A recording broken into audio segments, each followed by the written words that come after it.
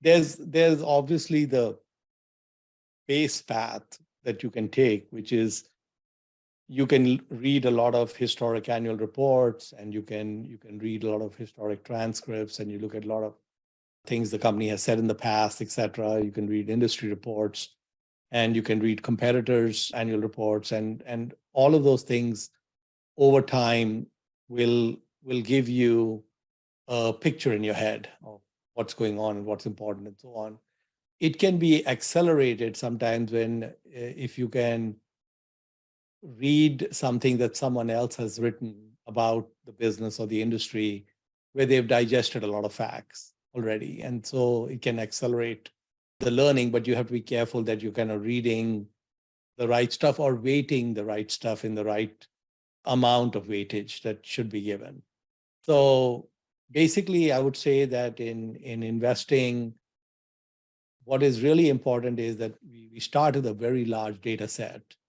And what you need to end up with is 2, 3, 4 factors that are etched in your brain that are going to drive outcome, and why those factors are likely to work out in a certain way. Now, the reality of investing is that it's a high error rate. So even when we do all of that, because businesses are uncertain, we may have 30, 40, 50% of the time that we're just wrong. And that's okay. We learn and keep moving on. But if you're right half the time and hang on and so on, life will end up, the end result will be just fine. No issues. Do you think behavioral finance is maybe more important for teenagers when they start their investing journey? Because as I see it, the technical aspects of investing, ratios, analyzing financial statements, valuation, etc., can be picked up eventually too. But is ingraining an investing temperament more important in the youth years? And if so, how do you think the youth can learn about the psychology of investing? Yeah, so I think there's a pretty big demarcation that happens between. So one can do extremely well by just being a passive investor, just investing in index funds and so on. And one never needs to study a business or any of that, and you'll end up with a great result.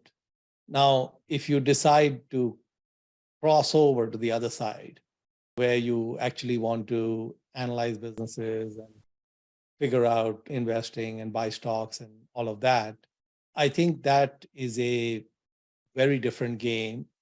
And I think that game would take some time to master. And probably there's no better way to master it than to take arrows in your back.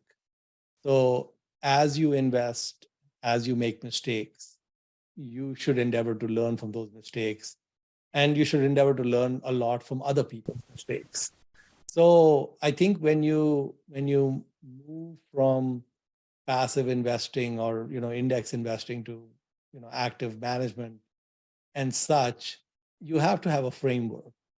So you start with a framework. So some first few pieces of the framework is, how many stocks does your temperament say that you should hold? Are you comfortable with 5 or 10 or 20 or 30? So that needs to fit, what your temperaments, etc. are. The second is that many aspects of investing cannot be taught. They are inborn traits that either exist or don't. So if one has the natural tendency of a hyperactive trader who's going in and out of positions several times a day, it may be difficult to transform that person into someone who buys, one stock a year, for example, and holds them for 10, 20, 30 years.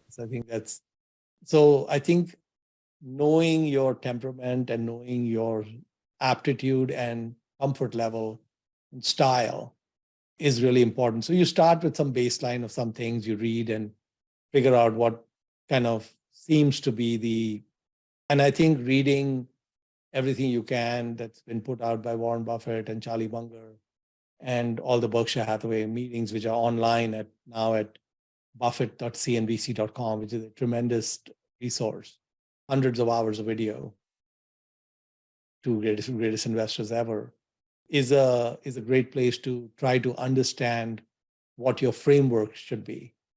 And yeah, then the notion of behavioral finance versus, the quantitative stuff, all that kind of naturally falls into place once you have a framework that you can work with. And you need to come up with something that fits for you and can work for you. Take it from there.